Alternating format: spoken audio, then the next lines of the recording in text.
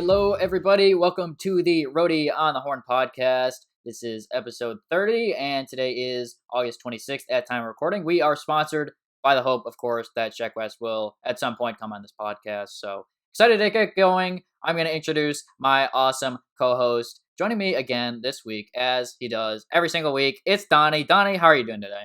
I am always here. I'm doing well.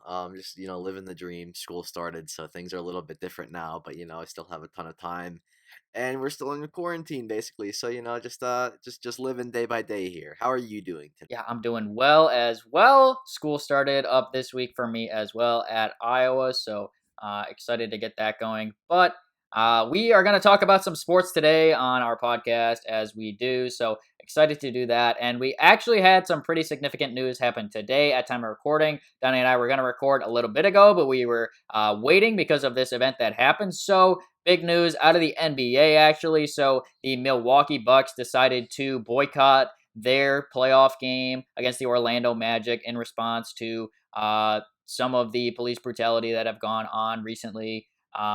So that was obviously a significant event. The entire NBA has been put on pause at right at time of recording right now. So that is obviously very significant, but very fresh news. Donnie and I just talked about this a little bit before we started recording, but here we go. I want to hear some thoughts from Donnie on just kind of initial reactions after you heard about kind of what the Bucks' decision was there to boycott their game. Well, I think the most interesting part of all of this will not end up being like the exact original boycott, but what happens from it, what stems from it, because we've already seen the NBA cancel games today.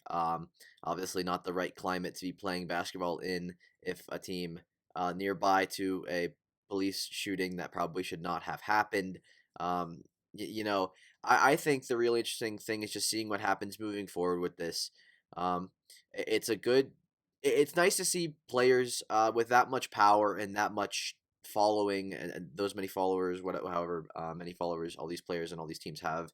Obviously, the NBA is massive, so to have players step up and decide, this is just not the right time to um, have sports. It's not the right time for us to be playing. If you remember correctly, at the beginning of the bubble, people were talking about this just recently. A lot of these players were a little bit concerned about what they would be doing to the whole political climate if they decided to play and ignore the issues with George Floyd that we talked about a couple podcasts ago. So we've hit another incident like that. Terrible, terrible thing that just these events should not be happening yet. Over and over, it continues to happen, and now we have some tactical change, I guess, being levied by the NBA and by NBA players who don't feel like they should be playing the sport while we have terrible injustice and systematic racism and police brutality going on in the world. And I think it's a commendable act for these people to stand up and really just show that this is what they believe in, and they're not going to give up on their beliefs regardless of the change or lack thereof change that we've had over the last month, 2 months, years, whatever you want to put on it. I think that was well said. Obviously, the shooting in Kenosha there of Jacob Blake, excuse me, there. So obviously the Bucks being the first to respond there, given their connection to that. So the full NBA has been put on pause. Obviously, the duration of this is unknown to us as of right now, but it definitely seems like this is significant. I mean, 2020, we've had so much unprecedented things already. Why not? Let's have an entire boycott mid playoff series in the NBA. But yeah, I know you mentioned right at the start that there was some uneasiness of some of the players to come back even at all, just given some of the social injustice issues that we're facing. I know Kyrie Irving was someone specifically that was very unspoken about this. We've seen some tangible changes from the NBA with putting Black Lives Matter on the court and allowing the players to have some flexibility with the back of the names on their jerseys to kind of put out whatever cause they want. So this is just another step of the NBA using their platform for benefit, and I think you have to kind of commend them for that. Obviously, this is not an easy decision that the Bucks made. Your mid-playoff series, the Bucks are one of the best teams in the NBA, competing for a championship. So for them to make this kind of a decision, it's definitely significant, and you have to hope that we're going to see some positive reaction from this and start to see some impactful change. Yeah, and I think we have not seen that change that we're looking for so far. Just as a nation, as a country, as a people, we have not seen the change that we're looking for. Even with all these different incidents, like we can even go back into the 80s and 90s when there's riots all over. Obviously, the Rodney King riots were very, very prevalent, but we haven't seen a significant amount of tactical change since then. and that's decades, and that's a lot of time to go over. And some of the change that has been put in over the last decade or two has been either taken away or definitely ignored by certain governments, certain people in power. And I think it's necessary to where we really have to take a stand and look at ourselves and think about just what's going on. It's like I know in my current situation, uh, I can't really relate to certain things that other people can relate to, have experienced. And I mean, it's like as we talked about before the podcast, there's players in the league that have been racially profiled or they've had run-ins with the police that probably shouldn't have happened. One member of the Bucks named Sterling Brown had a major run-in with the police where he was tased for not taking his hands out of his pockets while he illegally parked at a Walgreens. And it's like if it can happen to a professional athlete that's worth millions of dollars that plays professional basketball and is considered one of the elite athletes in the country, it can happen to anybody. And I think that's really something that we need to look at, and we need to consider these things. We can't just continue ignoring the fact that it's a definite problem. And I think the more change and the more events that happen like this boycott, the more there will be, I don't know, like maybe a force for there to be some sort of real tangible change that has to happen. Obviously, this being very significant. I thought you brought up a good point there with Sterling Brown. That was not a situation that I was aware of before today. So that was interesting to read about that situation. That, as you said, if it can happen to someone in the NBA, you got to wonder about how many times we don't hear about it happening overall in this country. So really interesting news there. I know DeMar DeRozan put out a tweet saying, this is just bigger than basketball. These players, they're going out there and still competing, playing basketball, but there's other things going on in our society right now that are a little more important. So definitely wanted to commend them for that and recognize the intent and the positive change that's coming about these boycotts. Yeah, I think news like this is bigger than sports, and I think there's a lot of things in this world that are bigger than sports. And obviously, systematic racism and getting change within our country is one of those things that are just always going to be bigger than sports, regardless of how you want to look at it. This is a sports podcast. We are massive sports fans. I spend every single night doing something sports related, whether it's video games, whether it's watching live sports, whether it's a mixture of the both and fantasy sports, all that. But I realized specifically that I'm a connoisseur of the entertainment that is not necessarily guaranteed to me. And these athletes feel as if they need to take a stand, and I should be totally supportive, and anybody that watches these sports should be totally supportive of these people. I think that's a really, really important part, is that instead of demeaning the process or talking down against what they're doing, we really need to step up and realize that this is important to them. And if it's important to them, it should be important to us because these are the players and the people that we idolize in the world. Yeah, definitely agree with that. I know, as Donnie said, I mean, we're going to get into a bunch of different sports related questions here. So we're so thankful for that. But really just wanted to take the time here and recognize the bigger picture and obviously significant events coming out literally today, right before we recorded this podcast out of the NBA. So really wanted to touch on that. But yeah, Donnie, did you have any final thoughts on that before we get into some of our questions? No, I think we'll probably end up talking about this again as things go on. We are obviously in the infant stage of this boycott, which is essentially unprecedented in my lifetime, at least from what I can remember. Um, so if this ends up sparking change, as we were talking about before the podcast, the Brewers are considering sitting out of a game tonight, obviously with their geographic location in proximity to Kenosha, where everything is happening now. Obviously, large scale riots. I don't know, depending on if you watch the news or not, you'd know. There's large scale riots. There's people being killed in the streets by people wielding guns. It's kind of a riot situation right now. But yeah, I don't. At this point, I think we are very very early on in something that could end up being much bigger than anything that we could have even expected. Yeah, the all of the dominoes are unknown to us at time of recording, so we'll have to just follow that there. But yeah, just wanted to touch on that at the start. We appreciate you listening to us as you do every single week, everybody who listen to our podcast. But we appreciate you listening to us, sir. Some of our thoughts as it relates there to some of the bigger picture items that are going on, really just overall in this country. So really wanted to make sure we touched on that at the start of our podcast this week, but as we do every week, we get into questions from our listeners. We're so thankful for that. So we have a bunch of them again this week, so we can dive into that. But I actually had a question for Donnie, more of just kind of a conversation that I wanted to bring up at the start here. So best NFL quarterbacks 5 years from now. So I just kind of was thinking, Donnie and I started up a Madden franchise this week. Madden just dropped this week. So we're getting into our franchise. We're thinking about how we're getting our teams developed and whatever. So I was thinking, what quarterbacks 5 years from now are going to be some of the top performers in the NFL? So I'll just throw out a few names here that I think are players that are going to really progress over the next 5 years. So I'm going to start with Kyler Murray. I know I've talked about Kyler Murray before on this podcast as me being a big fan. I think he had a really underrated rookie year with Arizona, and I think Arizona's building in the right direction. I think Cliff Kingsbury is a good coach, and obviously now they're adding DeAndre Hopkins. So I think Kyler Murray is definitely one quarterback for me that I think is going to be one of the elite 5 years from now. So I wanted to mention Kyler Murray. And then another one, I'm going to say Trevor Lawrence. Obviously, Lawrence is in college right now. But I think once Lawrence makes the jump to the NFL, he'll be one of the best quarterbacks in the NFL 5 years from now. So I just wanted to throw those two names out there. But yeah, Donnie, I'll shift it over to you now. Just give me some thoughts on NFL quarterbacks that you think are going to be near the top of the game in 5 years. Yeah, I think you can obviously throw out the obvious names. Patrick Mahomes will be considered one of the best, if not the best, quarterback of all time in 5 years. I think that's a fair assessment, considering we can see his skill level and his talent level is just legitimately off the charts from what we've ever seen before.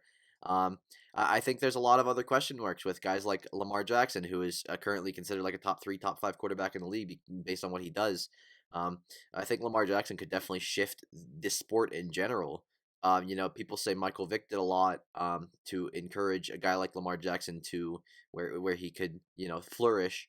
And Lamar Jackson could be changing the sport even further to show that a guy that is not necessarily a Michael Vick-esque quarterback. Michael Vick was a little more shifty, a little smaller of a player, whereas Lamar Jackson is a little bigger and runs with a little bit more oomph to him.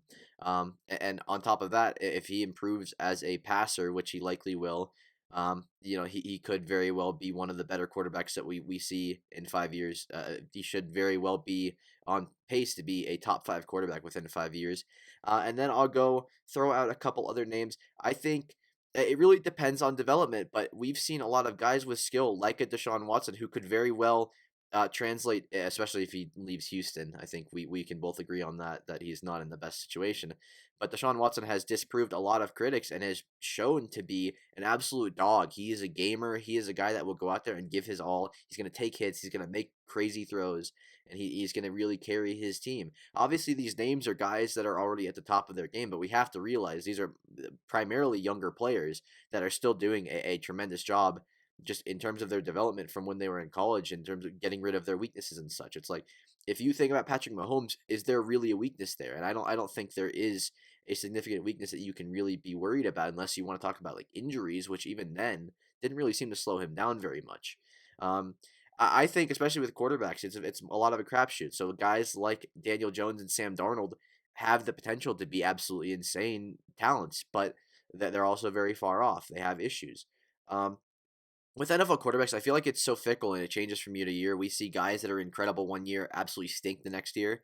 Um, and I think the most important part, as you said earlier, with like a Kyler Murray type guy, is just consistently getting better. And I think Kyler Murray will absolutely consistently get better. I could see Kyler Murray being a top three football quarterback within 2 or 3 years very easily. And I think you would definitely agree. I know you're a big fan. Yeah, I agree. I think fit is definitely something that I look at, let alone from just outright ability. So that's something I like with Murray. I thought you brought up a lot of good points there, especially with Mahomes. Obviously, he's another player who has a great fit, and some of the other quarterbacks, Deshaun Watson, maybe not as great a fit, but definitely has the ability. Also, throw out Russell Wilson. I still think Russell Wilson will be able to play well into his late 30s. So I like Russell Wilson in 5 years. But I want to go back to one of the quarterbacks you brought up there with Lamar Jackson. So actually, kind of a thought I had when I kind of was framing this question is I kind of wonder how Lamar Jackson's play is going to shape out over the next couple of years. Like obviously, when you're talking about his skill set, I really think the only kind of comp that I see to Lamar Jackson is really Michael Vick. When you talk about the speed running combined with the throwing ability, and I think both those players have that. But I kind of wonder with Lamar Jackson if, say, he starts to get injured, if when he starts to run continually and he takes more shots and he has to more set into kind of that pocket passer role, if that even needs to do that, or maybe it won't be an impact at all and he can still continue to run. But I just kind of wonder in 5 years how Lamar Jackson is going to kind of develop. So I don't know if you had any more thoughts on that with Lamar. Yeah, I think that's definitely a fair assessment when considering, especially Lamar Jackson, a guy like that. I think you especially are a guy that you are quite often talking about how running backs and running players do not have as much positional value as other positions because of partially the injury risk. And I think Lamar Jackson, if you think of a quarterback that has injury risk, Lamar Jackson has to be on the top of the list because of how he plays. It doesn't take much. It takes one bad hit to the leg, one bad hit to the knee, and a career could not only be derailed, but it could be over. And obviously, we don't wish that on anybody. Period. We don't want to see anybody have a career-ending injury. Obviously, watching the Alex Smith injury and watching him come back from just hell. I think he had dozens of surgeries, and they thought he was never gonna be able to walk again at some point. Um, but yeah, Lamar Jackson having the physicality as a quarterback maybe not the best trait to have. Obviously, Lamar Jackson is a gamer. He has shown he's proved me wrong. I was very anti Lamar Jackson in terms of a quarterback because I didn't think that the running game would be able to carry himself to where he has been right now. But obviously, as the most valuable player in the league, a guy like that, you can't really complain. You can't really argue with success. But as you've said to me many times, running backs and players that put themselves in these physical situations, you know, it, they could very well see their career cut short or see themselves just not be as efficient or as talented as a player. Obviously, there's a lot of mental aspects to injuries and such. So if Lamar Jackson did face a major injury at some point, that could just totally derail his career. Um, but I think on the bright side, once you start developing a guy like Lamar Jackson to pass a little bit more efficiently, maybe he does not have to rely on the run as much, and maybe he becomes a more efficient player all the way around. I think everybody in the NFL that's just a fan of the sport would want to see Lamar Jackson turn into a guy that's a dual threat weapon. I think at this point, his passing game is he leaves a lot to be desired, obviously. Um, so if he did end up developing a passing game, which I think is still a ways away, I think that could be a massive help to him 5 years down the line, where maybe his rushing attempts go down, but he makes more safe plays, or he's able to sling the ball around a little bit more, which will save his health. Um, it's all about development. I mean, I think we kind of forget that Lamar Jackson is very very young and still like an infant into his career. So development is going to be a huge aspect of a lot of things, and I think you could say the same about running quarterbacks. Any quarterback that likes to take off, there's a significant risk there that you don't have with a guy like an Aaron Rodgers, who's been sitting in the pocket primarily the most of his career. Obviously, he runs, but he runs very safely, he slides a lot, whereas Lamar Jackson, guys like that, are much more willing to take contact. Um, yeah, I think it really depends on how he develops his arm. If he can develop into an above average passer or even an elite passer, you don't have to rely on your legs as much, which makes your game a little bit more efficient and less dangerous in terms of injury risk. Yeah, I think definitely your point there about longevity is something that I kind of just am curious about to see how it develops with Lamar. I think the Ravens did such a good job at surrounding him with not only an offense that fits his skill set, just like embracing that he is a runner. I feel like that was kind of something that before last year with Lamar, you kind of just wondered, like, is he even going to be put in an offense that utilizes his strengths? And then the Ravens took that and beyond and really just dominated, really beefed up the O line, got really good receivers and running backs as well, ton of speed. So I think the Ravens did a nice job developing him, but that was just kind of something that I kind of thought about with Lamar. Like, I see what you're saying. Like, he can definitely develop and be just that super big weapon with the arm. But going back to the point of, I think Lamar does a good job at avoiding hits and making sure he knows when to get out of bounds. But you mentioned it really only takes one hit. I mean, one hit to the knee, and things go wrong. So not that I think that is going to be something that totally derails Lamar Jackson's career, but I just kind of am interested to see how that kind of development shapes out for Lamar over the next 5 years. Well, I think that there is a safe way to run, and I think people are establishing that when you're gonna coach a quarterback, gonna teach a quarterback how to be an asset both on the ground and through the air. There is an aspect of safety you have to teach with a quarterback position. I think you saw it even with, I don't know if you watched Last Chance U necessarily, but some of the coaches there with the quarterbacks that are a little bit more athletic, a little bit more willing to go out and try to make plays on the ground, they are yelled at consistently by their coaches to, hey, get down, or hey, get out, or hey, just get rid of the ball, do something to where you're not putting yourself in a position. Because like football is a dangerous sport, and I think we've established that many times. And a lot of players are maybe not headhunting, but they're looking for the big hit all the time, looking for that hit stick. They're looking for that massive pop. And I think you can definitely coach a player to be a safer decision maker on the long run. And I think Lamar Jackson will be a big beneficiary of that if he is coached to be just a safer player all the way around. Instead of trying to get the extra 4 or 5 yards, just tell him, hey, go down, don't risk it, not worth your time. Yeah. It's going to be interesting to see how the quarterback position evolves. I think we're seeing a lot more dual threat quarterbacks make big impacts at the professional level. It kind of took a while. It started trickling in high school, then up to college, and then obviously play leads up to the NFL. So excited to see more dual threat quarterbacks. I would love to see that succeed, but just thought that was kind of an interesting conversation to bring up there for as we project quarterbacks in 5 years. Yeah, and I think it's really interesting. One more aspect of this conversation that we haven't really discussed is the older generation of quarterbacks. It's like, obviously Tom Brady, guys like that will probably not be around in 5 years. But a guy like Aaron Rodgers, it's like obviously I think 5 years is probably a little bit too long for him to still be an elite quarterback. But I could say that there are veteran quarterbacks that could still be very efficient in the league, and there's obviously guys that develop over time. It's not going to be a Ryan Tannehill esque player who's a top five quarterback in 5 years, but we have seen quarterbacks kind of just get into their zone a little bit as their careers go along. It's like you look at Drew Brees. Drew Brees was never as good as he was, and until he went to New Orleans. And so I think there's a lot of guys that could potentially stun us. I mean, there's never really a you never really know what's going to happen in 5 years. 5 years is such a long time, and as you said before, fit is so important, especially with the quarterback. It's like, as you said with Lamar Jackson, he has been surrounded with so much talent and so many weapons that he could do whatever he wanted to as a quarterback and probably be successful, knowing that you have all these players there to not only bail you out but make you great. Yeah. I think you brought up a good point there with Rodgers. I'll just touch on this before we get into some of our other questions. But right now, Aaron Rodgers, 36, obviously big deal with the Packers. They took Jordan Love, traded up to get him in the first round. So you wonder if Aaron Rodgers in 5 years from now, if he'll be with another organization, kind of how we saw with Peyton Manning at the end of his career. Tom Brady, obviously now in Tampa. So you wonder where that next spot may be for Aaron Rodgers. So I could definitely still see Rodgers being one of the better quarterbacks in 5 years. Who would be he's 36 right now, so he would be 41 in 5 years. So yeah, I thought that was an interesting thing to bring up there. But yeah, just kind of an interesting conversation there about NFL quarterbacks. So fun to have that one. Wanted to bring it up. But with that, now we can move on to questions from our listeners. So we got quite a bit, as I mentioned at the top. So we appreciate it. We'll start here talking about a few hockey questions. This one comes from my friend Mikey at Michael_Nakula on Instagram here.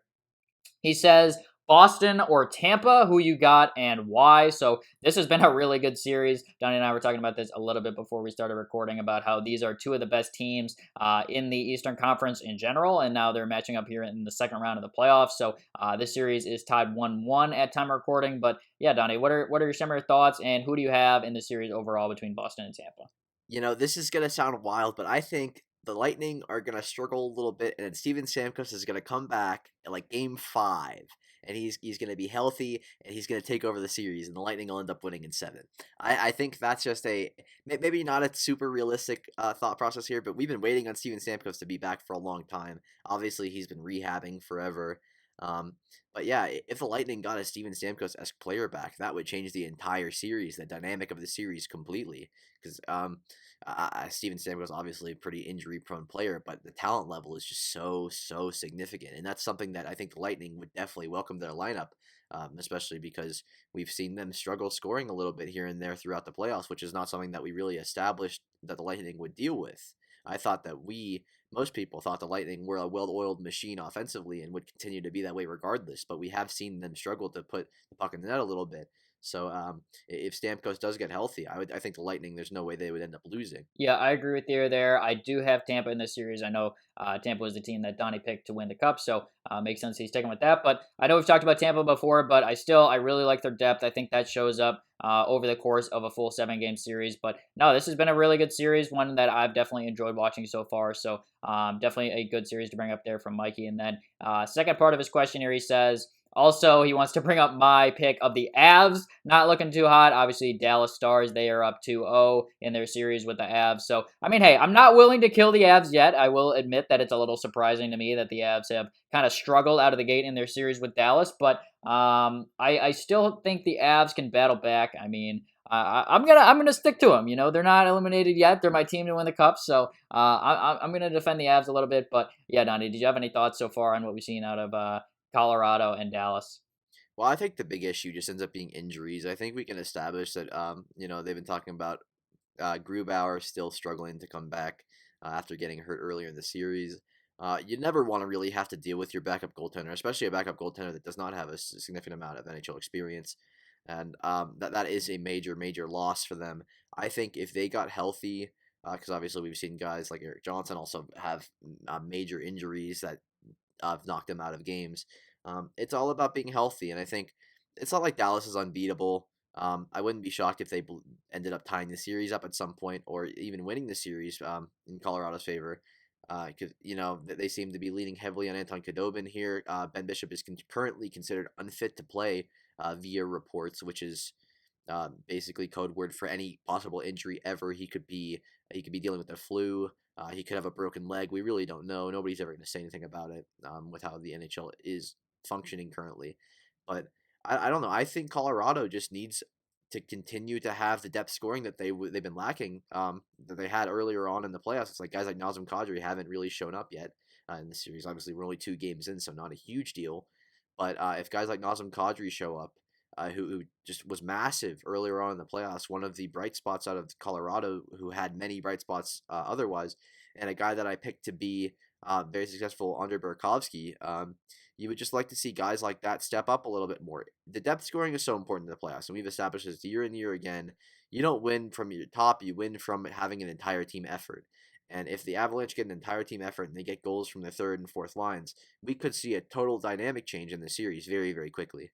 Yeah, I think that's good comms there from you, Donnie. But yeah, like I said, I mean, Mikey's just trying to make fun of me because my Avs pick is going wrong so far after 2 games. But hey, let's just wait it out. We'll see when if the Avs get eliminated, you can make fun of me. But until then, I'm gonna stick by it. So At I least like he the didn't pick the Avs. Jackets. True, that is very true. At least we'll talk with Josh later about the Jackets. But yeah, definitely agree with you there. So thanks for that one, Mikey. And then Mikey's got one more here. He says, "What's next for the Blackhawks, specifically Stan Bowman and Jeremy Colleton?" And he notes that he thinks that I look like Jeremy Colleton. I actually agree. I see this comp. I think I look a little bit like Jeremy Colleton. So yeah, a little side note there. But here we go. Actual Blackhawks analysis. So Blackhawks, obviously, they're in an interesting spot. They got bounced in the first round of Vegas, so now they're in off-season mode. So I looked at the Blackhawks cap situation. They're actually a little bit over the cap, so they may have a little bit of overages for next year. And obviously, we do not expect there to be much difference in the upper limit of the salary cap. So the Blackhawks are going to have, once again, some navigating to do. There, you mentioned Stan Bowman with their salary cap. So pending free agents for the Blackhawks this year. Obviously, the big one being Corey Crawford, unrestricted. So you got to figure out your goaltending situation. I do think the Blackhawks are going to do whatever they can to extend Crawford. I think that could happen. He's 35 years old, so I could see maybe a 3 or 4 year deal for Crawford to stay with the Blackhawks. But obviously, that's no sure thing. So got to get that set. Malcolm Subban, their backup, is a restricted free agent as well, so he would be a player you need to sign. And then a few forwards: Drake Kajula, Dominic Kubalik, and Dylan Strome all need new contracts. They are all restricted free agents, so Blackhawks have a little bit more flexibility with negotiating there. But yeah, it's going to be an interesting offseason. You wonder what moves could be done. I'm looking at potentially Zach Smith. Even though he has a modified no trade clause, he's signed for 2 more years at a little over $3 million, so he could potentially be a guy that the Blackhawks like to move. Brandon Saad as well. His name has been brought up in trade rumors before. He's got 2 years left at $6 million. Still just 27 years old. Feels like Brandon Saad's been around forever, but he could be a player the Blackhawks look to move. I don't think they go anything too dramatic and look to move Kane and Taves. I think those players are pretty safe. Duncan Keith as well. He's signed for 4 more years, so I'm not sure if another team would be looking to do that, but yeah, there's going to be a lot of interesting situations for the Blackhawks. I mean, how they navigate this cap, it definitely wouldn't surprise me if they had to move some of their big contracts. Could happen on the defensive side of things as well. If it's one of DeHaan, Mata, or Murphy who are signed for a couple more years at over $3.5 million. So just a little bit of a breakdown there for the Blackhawks when you look at their cap situation. But yeah, they're definitely going to have some negotiating. I don't know if Stan Bowman's going to get fired. I mean, there's changes in the front office. It wouldn't stun me if he got fired tomorrow. It wouldn't stun me if he kept his job for another 3 more years. I don't even pretend like I have a pulse on Stan Bowman's job security. I don't think even the NHL analysts have a pulse on his job security at this point. I don't think any of the NHL analysts had a pulse thinking that their former president was going to be fired. I don't think anybody really had an idea that was going to happen, and that happened in April, mid-pandemic, after they had been playing for a month. So I mean, it's like I think the And it was a month Blackhawks. after Rocky Wirtz, their owner, gave him a vote of confidence So and was like, "Yep, we're keeping the strange. front office." Then bang, he just fired him Such out of nowhere. strange timing for everything, and Yeah. then they ended up making it to the playoffs, and like it's the weirdest. Just if you're a Blackhawks fan, you've had the weirdest like 6 months of anybody, period, and that's just something else. Because the Blackhawks were a beacon of consistency up until a year or two ago, and now it's just like the fuckery is just on another level with them. Yeah, I agree with you there. Obviously, they still have Brent Seabrook and Andrew Shaw as well. They were injured on long-term injured reserve for this year's playoffs. So there's even more contracts that the Blackhawks have to deal with. So yeah, I mean, it's not a pretty situation for the Blackhawks. They kind of knew this when they really went so heavy all in when they were winning their championships in the early 2010s. So now they have a little bit of cap hell that they got to maneuver every single year. So nothing new. They've had that for a few off seasons, but I don't think it's going to be big in terms of signing other free agents, just because, like I said, of their limited cap flexibility. I think if it's anything, it's extending Crawford. There could be some changes in net. I mean, I don't know how the negotiations are going to go with Crawford, but I think re-signing Crawford is probably the most likely outcome for the Blackhawks, at least when it comes to their goaltending. Yeah, I mean, it's realistic. He's been there for a long time. I'm sure he doesn't want to leave. I'm sure Crawford loves it in Chicago, and I'm sure he's like a Chicago legend. So leaving, let's say he has a less than desirable last couple of years, the legacy's a little bit tarnished there. Obviously, he'll always be a Chicago legend, but people will look less of him. I think it just makes more sense for him to stay around, especially with how goalies go in free agency. It's not like they're going to find anybody much better. Yeah. No, we are going to talk about Braden Holtby in a little bit, but yeah, that's probably where I lean with the Blackhawks. Resign Crawford, resign Dominic Kubalik and Dylan Strom as well, and then maybe look to move either Zach Smith or one of those top four defensemen. But at the same time, they still need to beef up their defense. They would either need significant jumps from Adam Boquist. They should have Ian Mitchell ready next year as well, but he's probably just a third pair option. So yeah, not a pretty situation for the Blackhawks. I know I try to be pretty objective when I evaluate them for the play that I do see. So good conversation there. Always fun to talk about the Hawks. So appreciate that question from Mikey there. So actually, before Yeah, we get into the next question, as we mentioned at the top of the podcast, very fresh news. So we got some new news on Twitter today. So the Milwaukee Brewers are following suit of the Milwaukee Bucks. They are deciding not to play their game against the Cincinnati Reds. So obviously now, Donnie, we don't know if this will impact all of baseball as it has impacted the NBA for pausing things. Obviously, baseball is still in the regular season, not the playoffs, so slightly different. But obviously, that's big news. So yeah, if you have any initial thoughts on hearing about the Brewers deciding not to play. I just think it's the least surprising thing. I mean, it's the right thing to do. Let's just face it, it's the right thing to do, and the Brewers are not tone deaf to the situation. I'm sure they were coordinating with the Bucks. I'm sure they had some sort of talks with somebody in between those two organizations. It just makes sense. You got to stand together at a time like this. Agree with that. I think we pretty much covered all at the top of the podcast. But as I said, live podcast. So I mean, you're listening to this not live, obviously, but yeah, that's Donnie and I are live. So there you go. There's our live podcasting as best we can. So no baseball. You know that already though, but yeah, it's new for Donnie and I. So there you go. There's a news there. But now we can get back into some of our questions. So just a little funny insert there. But here we go. Next one, Scotty G, our friend. He asked us a million questions. We love it. He asked us good questions too. So first one here wants us to talk again about the Dallas Stars. He says, "Are the Dallas Stars a legit contender for the Stanley Cup now?" So I'm gonna, you know what, outright, no. I don't think the Stars are winning the Cup. I know I said I'm still picking the Avs. That could backfire on me, but I definitely don't think the Avs are better than Vegas. I don't think they're good enough to win the Cup. I keep doubting them, and they keep winning, I suppose. So I will acknowledge that. But no, I don't think the Dallas Stars are a legit contender for the Stanley Cup just because they've won the first two games with the Avs. Yeah, I mean, we've seen series go bad very quickly too. It's like 2 games is it's a huge lead, obviously, but it only takes one or two bounces to change the complexity of a series. And I still have questions about Dallas. And then even if they do end up beating the Avs, they'll probably end up having to face Vegas. And I wouldn't put my money on them against Vegas. Looks like Vegas is very very strong as well. Although they lost the game last night. Um, I don't know. I still don't buy into Dallas. We've discussed multiple times on how they don't have their the consistency out of their front six, the top six. Usually, guys like Jimmy Benn or Tyler Sagan are not really super up in the. They haven't been as efficient scoring, and they have to reach to different areas to get their scoring.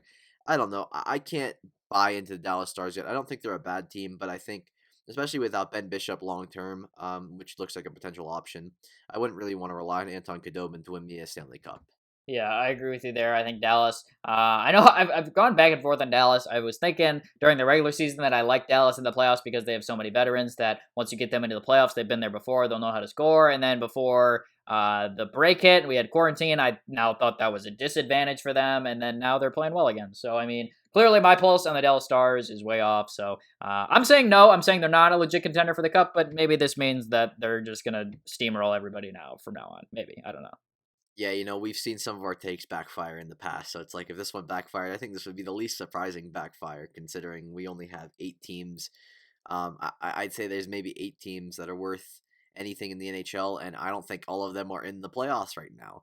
So, you know, I wouldn't have considered Dallas one of my favorites to do anything, and I still don't think that even if they did make it, I don't think they'd beat whoever they played out east. I still think whoever's going to win will either be, I'd say probably still Tampa. But yeah, I don't know. Dallas has there's still a long road to go. I mean, 2 games is great and everything, but I mean, if they lose the next two, then people are talking about, oh, is Dallas fake? Is this were they just there to perform a couple games and now they stink again? Like I don't know. It's a real question mark. I think we're still waiting on the Avalanche to show off the offense that they showed off against Arizona. Um, and I mean, it takes one game. It literally takes one game to shift the momentum, and you know that could be very well be tonight's game against Dallas for the Avs to absolutely change everything. So I think we'll rediscuss this in a week when the series is over, and you know we'll have a better compass on where Dallas stands at that point. Yeah, I agree with you there. I've joked about being a time traveler before, but I don't have the ability to predict the future, so I don't know what's going to happen there. But yeah. So next question, actually, funny segue from there. Again, asking me to predict the future. But Scotty G's next one here. He says, "Where do you think Braden Holtby will end up next season?" This is something we've discussed at least a little bit on the podcast before. But yeah, Donnie, do you have any thoughts on potential landing spots for Braden Holtby? You know, I'm gonna put him on the Edmonton Oilers because I think they need to do anything to possibly make their team better, and their goaltending stinks. I would go with either the Oilers or the Calgary Flames. Those are the only 2 teams that I could really see um, ponying up big money, thinking that they are good enough to make it if they have a legitimate goaltender. I don't think Braden Holtby is that good anymore, but you know he's got the pedigree. He's won a cup. You know he's had good runs over time. It's not like a bad goaltender. He's just not an elite goaltender anymore. Um, I don't know. I'd say Calgary, Edmonton. It makes most sense in terms of just a realistic landing spot. Teams that are willing to shell out a ton of money to get a guy like that. I don't think there'll be many. I think a Calgary or Edmonton teams that made the bubble this year maybe did not go as far as they wanted to, or were stunned along the way because of bad goaltending. I think that makes the most sense to me. That's fair. I see what you're saying there. I think my pause with those two teams is that I don't know if they'll necessarily have the cap space. I know I just talked about it a little bit ago with the Blackhawks. I don't think there's going to be a big jump in caps and how much our team's going to have flexibility wise. So, actually, my thought with this is I wanted to look at a team who is going to have a lot of cap space next year that they would have available to spend. And honestly, the team that I am thinking of here is the Detroit Red Wings. This team is going to lose Jimmy Howard to free agency after the year, so they're going to have still Jonathan Bernier, but that would be more of a backup role. And they have over 30 million coming off the books between this year and next. So I think Detroit is obviously a team that wants to get back to the caliber of play that they've had in the past. They're trying to build up this young prospect core, and they don't have a ton of super high expensive contracts. So I feel like they could be the type of team that would be in the play for Braden Holtby. But do you think Braden Holtby would want to play on a team that is likely going to be bad for the entirety of the contract that he signs? I Yeah, I think think that's a fair point. Just to give you my initial reaction here, but I kind of what I'm thinking is it's a little bit similar to the Sergei Bobrovsky situation in that I feel like Bobrovsky signed with the Panthers more for what he thinks that that team could be. So he signed that super long deal. And then is kind of hoping that that team kind of develops along. I think Braden Holtby could kind of see that. He's already won his cup with the Capitals, obviously. So if he does kind of take that approach, I think the Red Wings would be able to pay him more as well. And they're an organization that have had success in the past. Obviously, they were absolutely garbage this year, but I think that would be just kind of a team that may be in the mix. Definitely in the goaltending market this offseason. So just wanted to mention them. I mean, I could see it definitely. Like, you know, an overpay is enough to get anybody to play for your team. I think we've established that if they just pay him a ridiculous amount of money for a long term contract. And I mean, it's like I'm sure Braden Holtby would enjoy it enough. Once the contract's nearing the end, I don't think the start of the contract's gonna be very good. I think this is a Red Wings team that had half a point per game last year in terms of what they ended up It getting. was ugly. It was a very, very poor season.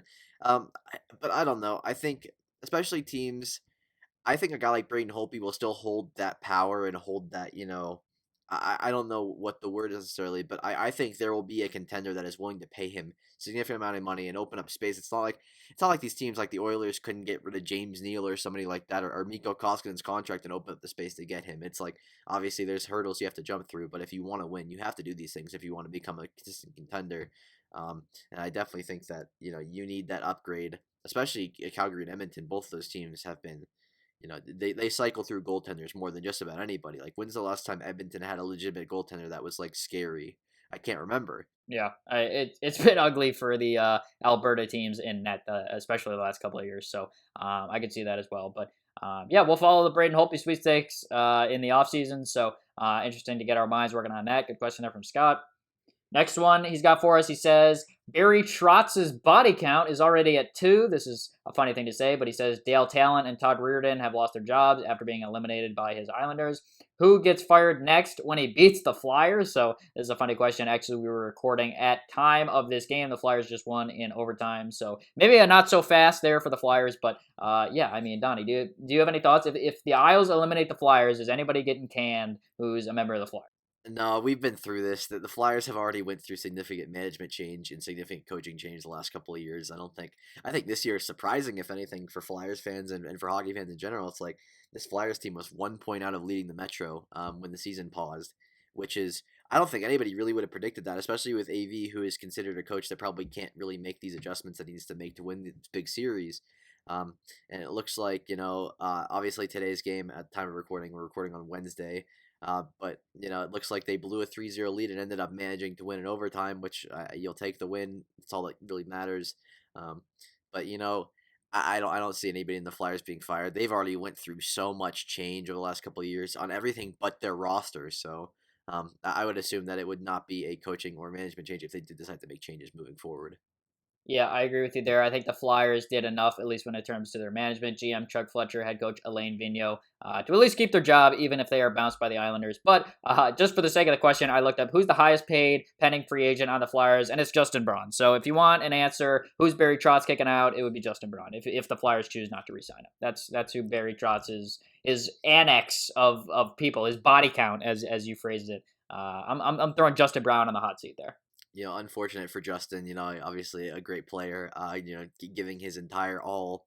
See if the Flyers win, but I wouldn't be shocked if they let him go. It doesn't seem like he's a very valuable piece on the roster in terms of like high end superstar talent. So wouldn't shock me. Yeah, we'll go with that. So, interesting question though to bring up how Barry Trotz is just nailing through people and getting people fired with talent and root in there. So, funny thought there. Next one, Scott's got for us. He says, big coaching free agency pool in the NHL right now. Who do we think Seattle should go with? And I think this is actually a good point. I know Donnie and I have had this conversation in the past of just how many quality coaches there are available right now. You're thinking about Peter Laviolette, Gerard Gallant as two specific examples. The New Jersey Devils went with Lindy Ruff as their head coach, so that was kind of interesting. But yeah, there are definitely a few options out there in the coach market for the Seattle Krakens to select as their next head coach. Donnie, have you given any thoughts to who you would go with in that spot? Doesn't it just make too much sense for them to bring Gerard Gallant in because he's already done it? He's already figured this whole situation out. He's got to be a pro with the whole expansion thing, and I think he was probably pretty unjustly fired. I don't think he was necessarily the reason. I think you could point the more of the reason to why they were not as good as had hoped. Um, to a little bit less performance out of guys like Marc Andre Fleury, who did not have a great year, and now there's a big scandal around his agent and all that. So there's a lot of things going on there. But you would just think that Gerard Gallant would be like the perfect candidate, considering he has made Vegas. He made Vegas from the expansion draft to the playoffs in the first year, which is shocking considering I don't think anybody expected anything like that. Yeah, I agree with you there. I was really surprised that Gerard Gallant got let go midseason for Vegas to swap and then put in Pete DeBoer. So Yeah, you said unjustly fired. I mean, he was still in a playoff spot, and they were still competing in the Pacific Division at the time when he got canned. So I agree with you there. I think going with Gallant would be a great hire for Seattle. But yeah, as you said, there's a few other options out there that are good. I think Peter Laviolette is still a pretty solid coach that Seattle could go with as well. But if it were me calling the cards, I'm going with Gerard Gallant. I agree with Donnie on that one. I think it would be a great fit for Seattle there. So another good thought there from Scott. And then his last one, he says, thoughts on Scott Dixon getting second place due to a caution flag for the last 5 laps of the Indy 500. So here we go. We're getting IndyCar questions now. First one we've got on the podcast. But he says this is now his third second place finish in the Indy 500 and has still not won it. So that's actually really tough. I didn't watch a second of the Indy 500, but if you got second place in the Indy 500 3 times, I bet like at some point you were like, bruh, like can I just like can someone just let me pass them? Like at some point, like that would probably annoy me. My advice to Scott Dixon would be if you're in second place in a situation like this, you need to be even more aggressive than you already are to get the first place. Like, if you crash, so be it. You've already got your second place multiple times. Go for the gusto here. You need to figure it out. Especially a win there would be spectacular. That's essentially the only. The only thing people really care about. If you look at like Sports Center, you look at stuff like that. You don't look at second place. You look at the winner. So let's see you be a little bit more aggressive than normal. If you get in a crash, it happens. Hopefully everything's okay there. But I would definitely say if you get second 3 times, it's just like, come on, just win one for the boys. Win one for your own sanity at this point. You've got to be going crazy year after year, not being able to. Yeah, got a feel for Scott Dixon there. Actually, I was not aware of this, so good question there from Scott to bring that up. But man, that's tough. Three times you've got second place in the Indy 500, which is like the biggest race for IndyCar drivers, and you get so close 3 different times. That's tough. Yeah, I mean, it's like going to the Stanley Cup and losing 3 years out of 5 or 3 years out of 6. It Something was like almost Marion. That's almost like Marion Hossa, except he won the third one with the that. Hawks. He He lost he, with the he did Pens. He finally lost with get the it. Wings, and then the Blackhawks got it to him. So Hossa is greater than Scott Dixon in this example. So yeah, interesting thought. Good first name as well, Scotty G, the question asker here. So asking about Scott Dixon. So good questions there from Scott. Always ask a bunch of them. We love Scott's questions. So once again, thank you to him. Next question here. This one comes from Moneyline Media, my friend Dom. Here he says, will the NFL play a full 16 game season? I think this is really just a great question. I have thought about this question so much, if the NFL is going to be able to get through 16 games, and I have absolutely no idea. I have no feel. Like I was saying with the Dallas Stars, my pulse on this is I have no idea. My gut is no. If I were going to put $100 on it, I'm going to say the NFL will not play a full 16 game season. I mean, just before we started recording this, the Bucks protested a game, so maybe we're not going to get in a season at all because of racial injustice, let alone COVID. So I mean, I'm going to go with no, that the NFL will not play a full 16 game season in 2020. But I mean, if they did, it wouldn't even stun me that much either. Yeah, I think the only thing that really works in time like this for sports would be a full bubble, and there's just no way the NFL would be able to put together a full bubble. Period. It's just how it works. There's too many players, too many moving parts. Um, I don't know. I would probably err on the side of caution with no two. I signed up for a fantasy football league with my dad last night, and it says the league is final if they play 8 games. So Fantrax is setting them at 8 games for the year as the minimum for the league to count. And I don't know. We've seen in the MLB, it's like some teams are not going to get 60 games in. Probably, I don't. I think it's pretty realistic to assume that there will be multiple teams that do not have a full season. So, and that's with baseball. Baseball is a smaller organization, and these players have less moving parts considering they're there every day. They're at the stadium every day. They spend the most of their time at the stadium and at home. I'm assuming, obviously. But yeah, the incident with Clevenger and Plesac the other day. That is a very apparent issue that could happen very, very often in the NFL. I feel like we could have certain guys getting COVID, not saying anything, not reporting that they were out, not reporting they did anything, and then it turns out they get COVID, and then we have 42 players on the Kansas City Chiefs with COVID. It's like, I could definitely see things like that happening, and I think it just at this time, people are getting sick of being stuck inside. People are getting a little bit selfish for their own good, and I mean, I don't know if you're selfish after sitting inside for 6 months if you've been doing it consistently, but yeah, I would err on the side of probably not. I would assume everybody will get 12 games in. I'm thinking 12 games. There will be games canceled, and then there will be games shifted around. Obviously, they'll do play-in games to do whatever they need to do. We'll see some random off-schedule games probably, just trying to figure anything out to where everybody has a fair chance to make it. But yeah, I just 16 games with all those players and all the moving parts, and then practice squad and all that just seems like an unrealistic expectation. Yeah, I agree with you. Actually, I had a follow up question for you, and you already answered it. You said you think we're going to get 12 games. I was going to ask you what number do you think if there was like an over under set, at what point are you taking over? I don't know. I was going to ask like 5.5. Like I feel like I'm pretty pessimistic when it comes to us getting definitely not 16. So I don't know. I mean, I think maybe we can get in like 3 games, but at the same time, if we don't get a season at all, that wouldn't stun me either. You kind of brought up the idea of scheduling. Maybe is there a way we can get football not on Sundays? Like, can we get like Tuesday and Wednesday NFL games because we're not going to have fans and it won't matter? I mean, there's so many questions there that really we don't have the answer to, and we're all just speculating. Especially when you consider they could definitely take over some Saturdays too. It's not like college football's in the same spot, the same predicament. That they could very well play games on Saturday. They could literally play games whenever they wanted to. Just take a primetime Tuesday night game, throw it out there, and call it a day. It's not that is the least big of an issue for me, and I know it probably would hurt ratings a little bit, and revenue would not be as good. But in the long run, having a season will be enough for them to be happy. I think just being able to get off these games, I think more than 3.5. I would say they'll get more than 4 games, and that would be just shocking if they cancel the season after playing 4 games. Um, and I think we've seen time and time again with how these organizations and how these sports leagues have come back to sports in general. They are so stubborn, and nothing is going to get in their way. It's like the MLB; they had an entire team that they had like 20 players on the Marlins that had COVID. There's still players on the Marlins that are on the injured list or the unable to perform, whatever they call it, list. Like Sandy Alcantara has been on there for a month now. He hasn't started in over a month. So there's a stubbornness that's going to be needed to continue on a full season. And I think if anybody's going to do it, the NFL is going to do it. It just makes too much sense. The NFL's always, um, they always push the boundaries a little bit. Yeah.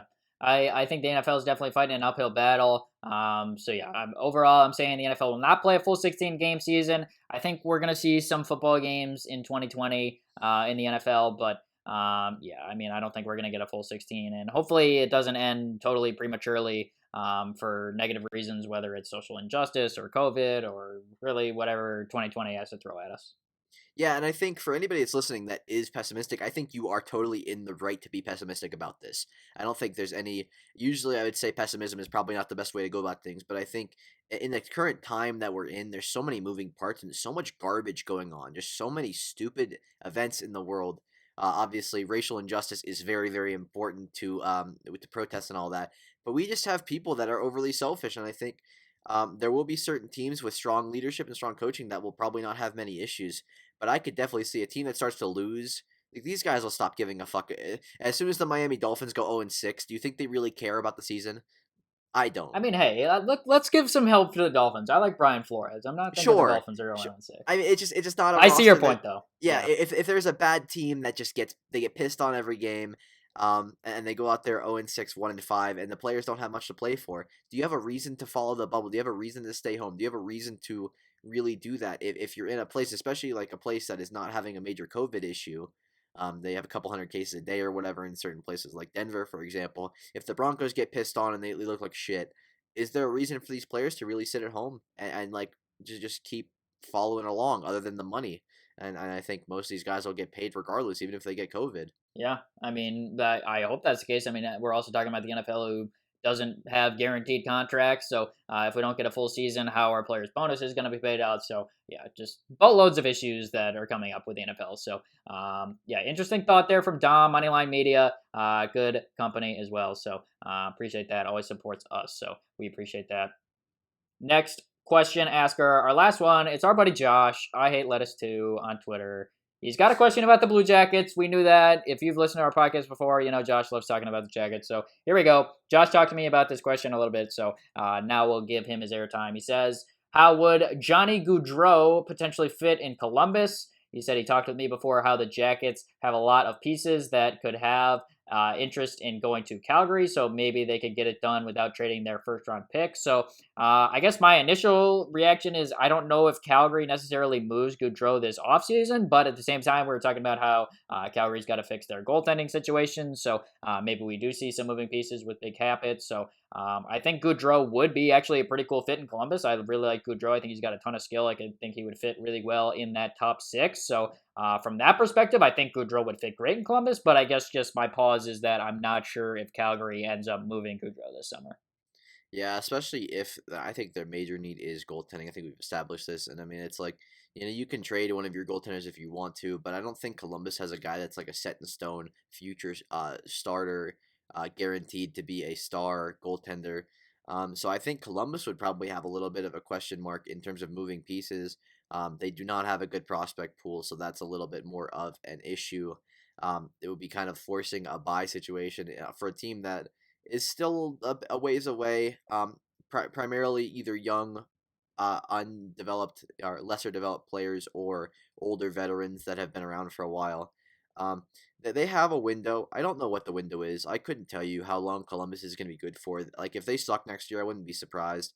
Um, but I don't know. It would just I think Gaudreau would command a ridiculous return almost, and I don't think Columbus necessarily has they have the flexibility with prospects and picks and such to where they can really do that with a Gaudreau type player who has maybe been a little bit more underwhelming in terms of what he has performed compared to what Calgary has expected. Um, I don't know. I think Calgary would probably err on the side of caution this offseason and maybe not make a huge move. I don't know. I couldn't tell you. But I would just, my assumption would be Calgary probably doesn't move Gaudreau just yet. But if he did end up going to Columbus and they did end up making up a trade, uh, Gaudreau would be a huge help to their youth in terms of being able to develop. I mean, Gaudreau is a great playmaker, can score very well, and he's just he's a pride and soul, heart and soul type player. So I think Columbus that's the player that Columbus loves. Columbus has a bunch of those guys already, so the fit would be perfect. I just don't know how they would do it.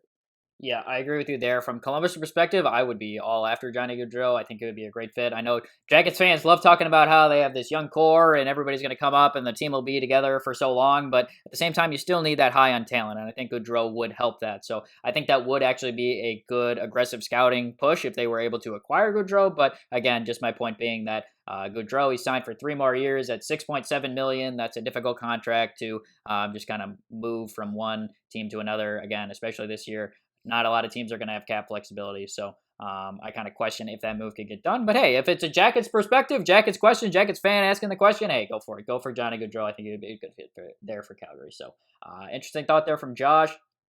Next one, another Jackets thought. He says, please just make a public statement asking for CBJ to bring Boomer back. So if you are unfamiliar with Boomer, Boomer is the former mascot of the Blue Jackets who looks kind of like he's just like a shaft. Honestly, he looks like the shaft of a penis. Not even a joke. That's literally what this mascot looks like. And then the Jackets got rid of him, and now they have a new mascot. So now they have Stinger. So yeah, I mean Blue Jackets. If you wanna go back to having a funny looking mascot, Donnie, are you familiar with Boomer, the former mascot of the Blue Jackets? I'm currently on my phone looking up the mascot. So just give me a second here. Okay, I mean We're gonna. it's pretty scary. It just looks Okay, like I am a currently looking at rod. it. Yeah, like what is that thing? How would you describe that thing? It's definitely strange. That's wild to me actually. I'll put a picture up here. For anybody that's watching the YouTube version Yeah, of we'll throw this. it on our social media as well for you I podcast folks. We respect them. Why do you want this back? Like what I about think he's this? just goat. He's just like it's Boomer. Like I don't know. Josh is always obsessed with. He always brings it up like Boomer. Like it's just kind of Okay, like a funny thing. so the fandom sports mascots page says an anthropomorphic gray cannon with wheels and a large white mustache. Boomer was not well received due to his phallic appearance, and I Yep, definitely do it's because he agree. looks like a penis. He That's does look. why. It's shocking that somebody even designed this. Yeah, You have enough cannons. You don't need more cannons. Just leave it as it is. he's Stinger's got doing two fine. cannons. Yeah. Yes, Stinger's doing great. Just let him be. Like he's fine. All right. Well, I mean, just consider it a public statement asking for CBJ to bring Boomer back. It's just we have this clip. We'll just put it up to you. Maybe All don't fully right. bring him back, but maybe just like once in a while, like on your Sunday home games, give me Boomer back in at Nationwide Arena. All right. Columbus. Hear me out here, Jackets fans and Jackets management. Josh, he deals with a lot of sadness because of your hockey team, and it would make him very, very happy if you did bring back Boomer because it would it's more lighthearted. It would bring him happiness in a sad, sad time. We're dealing with a lot of terrible things right now that we've discussed in this podcast, And I think it's really important to realize, like, we need to do what the fans want, and if Josh wants it, I'm sure other fans want it too. Because hey, if Josh can think about it, I'm sure if you went through Twitter, you'd find 6 or 7 tweets about how they miss Boomer and his shaft like appearance. Um, just do it, Jackets. Make 2 mascots if you have to. Like, why not? The more the merrier. Yeah, I'm for it. Great statement there from Donnie. I mean, that was very well said, well articulated. So I'm gonna leave it at that. But there you go. There's your Boomer love, Josh. Josh is absolutely loves Boomer. He's got a picture of him on his bulletin board. He's fired up about him. So That is so we're gonna give him his strange. airtime. We got it for him there. So good stuff. A few more questions from Josh, then we'll wrap things up. But he says thoughts on the Eagles adding Tyrone Swoops and making them probably the only team to have a player with the name of a team mascot, their mascot's name is Swoop, on their roster. I mean, this is just a great thought. Back-to-back mascot questions from Josh. Also about the Eagles. I mean, that's pretty cool to have a player on your team who's also the name of your mascot. Damn, they're probably just like hanging out like, yo, we got the same name. Like, damn, like I feel like that when I meet other Ryans, I'm like, yo, like good first name. I really do that. So I mean, I'm sure they're probably like hanging out, dapping each other up, like, yo, like Swoop, what's up, man? But yeah, I mean, there you go. There's my thoughts. Like, it's probably pretty cool. There you go. Does Tyrone Swoops make the team, or like are we No, no guaranteeing that shot. he makes the roster? Nah, So no like, shot. yeah, The only the only claim to fame that Tyrone Swoops has is Texas and Notre Dame played like a triple overtime game a few years ago, and this guy scored like the game-winning touchdown in triple overtime, and it was like a cool play. And then the announcer was like, "Texas is back," and then Texas was not back. Texas was They not, sucked nor that have year. they ever Like been they back show Charlie since. Strong on the sideline going nuts, and then he got canned at the end of the year. So it really didn't happen. Yeah, Texas has definitely not been back, and Tyrone Swoops. I hope you're doing a great job there in camp, trying to win a spot to the team. Yeah, I'm sure he's making some money right now, so you can't hate it. And if they do make it, I'm sure there will be a feature at some point between him and the mascot, having an interview or going for coffee or something. Like, I don't know. Yeah, we got to make it happen. Definitely, we got to hit up our guy Mike Francesa on that one to see if we can get some lunch going on between Swoop and Tyrone Swoops. And then Tyrone Swoops is a tight end now, so I got to bring up something that Josh and I talk about a lot. There was a quote last year in a press conference from Doug Peterson when the team only had Zach Ertz and Dallas Goedert on the roster. They only had 2 tight ends, and his direct quote in his Wednesday press conference was, "If it's Christmas every day, we'd have a third tight end." Like, what the fuck does that mean? Like, that makes no fucking sense. Josh and I bring that up every single time the Eagles sign a tight end. Like, oh, it's Christmas, because if it's Christmas every day, we'd have a third tight end. Like that. I don't think anybody else knows that quote happened, but Doug Peterson said that. So I mean, I guess I believe it. Yeah, well, there's a look into Doug Peterson's positional value chart and how he values the That's third true. string tight end. He So likes there you his go. tight ends. He loves his 12 personnel, but he doesn't love his rostered third tight end unless it's Christmas. So I guess it's Christmas though. We have Tyrone Swoops and a mascot named Swoop. So there you go, and it'll last for 3 weeks, and then he'll be cut, and then we'll go from there. Yep, but it's fun for now. So there we go. We get some mascot love. We get some Eagles tight end love. That's good. That's good stuff from Josh. Josh is the man when that comes to that stuff. And then last question. It wouldn't be a podcast if we didn't get a funny question from Josh or really any of our listeners. So here we go. He says, "Would you rather walk on a sidewalk surrounded by geese for half a mile, or make small talk with your ex for 1 minute?" So I mean, this is again an interesting thought, and I'm gonna note that I haven't had a girlfriend. I don't have an ex, so I don't have any criteria to make small talk with. But at the same time, I'm thinking this other option of walking on a sidewalk surrounded by geese for half a mile. That sounds like goat. I'm hanging out with these geese. I'd probably get a light jog in for half a mile, and these geese are just hanging around me. I'm thinking that's a cool option. So I'm picking that. I'm wanting to do that. What if the geese are angry? I'm That's thinking true. That would there's be definitely a problematic. potential for the geese to attack. It's like, let's say there's 36 geese and there's just one you, and they're just surrounding you, just walking slowly around you. Like, that'd be a little sketchy. Yeah, I feel like a lot of times in these Josh hypothetical questions, I overvalue my ability to like blend with animals or bond with animals. I'm imagining this as me and these geese are running together for half a mile. We're just having a good time, and we're just out here yeah, we're all in this together. But yeah, that's definitely a possibility that all Okay, these geese just so start to turn on me. so you're like the personal trainer, and the geese are like your trainees, and you're Right. teaching them It's how like to it's run. like it's straight out of I feel like that would be straight out of a Rocky movie where he's just going for a jog and all these geese are just rooting him on. Yeah, nice job, man. But I don't know. It's like, What do you think, Donnie? Would you rather make small talk with your ex for a minute? oh no, Or I would definitely rather make small talk than deal with the geese. The okay. geese, I I feel think like that's not geese. that bad. I could be wrong, but I'm pretty sure geese are like territorial, and potentially angered easily. Um, I feel like I wouldn't want to deal with it. It was like 2 or 3 geese, they probably wouldn't attack me. But if it was like a whole flock, we're talking 36, 3 dozen geese. You might get your shit rocked. Like you might That get is your true, ass kicked. actually. If these geese started like swarming around me and like they were like gonna gang up, I'm like, oh shit, I'm not making it a half mile. So I mean, I guess I would just like make small talk for a minute. Yeah, I mean, as fast as you are, it's like I'm sure I don't know if geese can fly. That's another thing that I would have to really worry about. But I'm sure the adrenaline that kicked into your legs would not make you run fast enough to where you could get away from 36 different geese. Right? Like Maybe I just a single goose, but not a flock of geese. yeah, There I you just go. geese they sound like they're a little bit dangerous. I mean, you look at them; they're not the most beautiful animals in the world. Um, yeah, I don't know. I think I'd probably rather make small talk. Small talk's not that bad. It's like you can ask about the weather, and then you can ask about, hey, you had any good food recently? You done anything? You been on vacation Right. recently? And a minute goes by pretty quick. It's like this Yeah, podcast is currently 1 hour, 5 minutes, and 28 seconds in.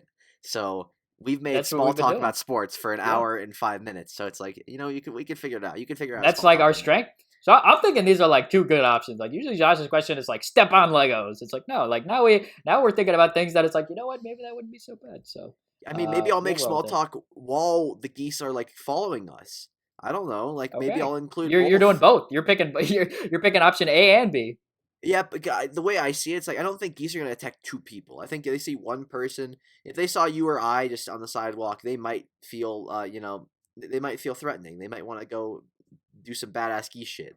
But if there were 2 people there, it might be a little bit harder for them to do badass geese shit. It's just my thought process here. I don't know. I can't guarantee that. You know that's our podcast. We've made it through an hour and we're talking about badass geese. That's what you get on this podcast. We talk about sports for a little bit and then we just pretend like we're not just gonna start talking about fucking random ass I animals. mean, it's So better than the it's good grape stuff. question. That's true. I That I just I don't didn't want to think do. the grape was an interesting like psychological like oh shit like how am I gonna handle this situation? This is more of Okay, just like a but like pick a situation. that's just too many grapes. A million grapes is just too It's a much to lot of deal with, grapes. regardless. Like I don't know. Pablo, that's why I gave him to Pablo Sandoval. I gave them to Josh. I mean, he has Yeah, the question. Obviously, he has the thought process in his head exactly. on what he would do. And anybody here a little segue here. If anybody has a thought process on any of those questions and they want to tell us what they think, Yes, uh, please you, let you us know, know. our Twitter account, Roth Podcast. We will gladly listen to anything that you have to say. We hit 69 followers this week, which is just We did massive. nice. Now we're over it though, so it's no We longer are we nice. are over it. We're Unfortunate. too big time. But we're getting big here, so hop on the train before you can. Do you have any more questions, Ryan, or are we about done here? No, I think that pretty much wraps it up. But yeah, as Donnie said, real talk. If you've made it here, this point of the podcast, none of what I'm saying right now is gonna make it on social media. So the only way for you to listen to this is either you watch it on YouTube or you listen to the podcast. So like, good job to you. Respect. You're a loyal listener. You're the man. I would love to hear or the woman. I Or don't know. woman? We actually Hey, we do have a good amount of female listeners. Not even a cap. So we appreciate everybody for listening. Really, really do. We would love to hear from you guys, as Donnie said. So please interact with us on social media, our own social medias. Mine at Roadkill83. Donnie's still taking his little social media break, but you can interact with him on our podcast social I media get accounts. So notifications on Roth Podcast, there so we I go. will If see you want to hit anything you Donnie up, say. let him know. No, but for real, we would love to hear from everybody, hear feedback. What do you guys want to hear? That's why we answer questions. We love interacting with our listeners. It really is good stuff. So I'm gonna send it over to Donnie to send out his final words. But yeah, thanks everybody for listening. As we said, make sure to leave us questions if you have anything that you want us to talk about. You can even just say topics, and we'll probably make something out of it. We're fairly creative with these things, but yeah, again, thank you for listening. I'm surprised that we made it this far, an hour and 8 minutes in. I'm surprised that we had enough to talk about, but we have been consistently on it since the start. But we really appreciate everybody that listens, as per usual. Really appreciate everybody that watches the video. The video versions. Obviously, we've had a couple dozen views on each of our videos so far without even really plugging them, so that's nice to see.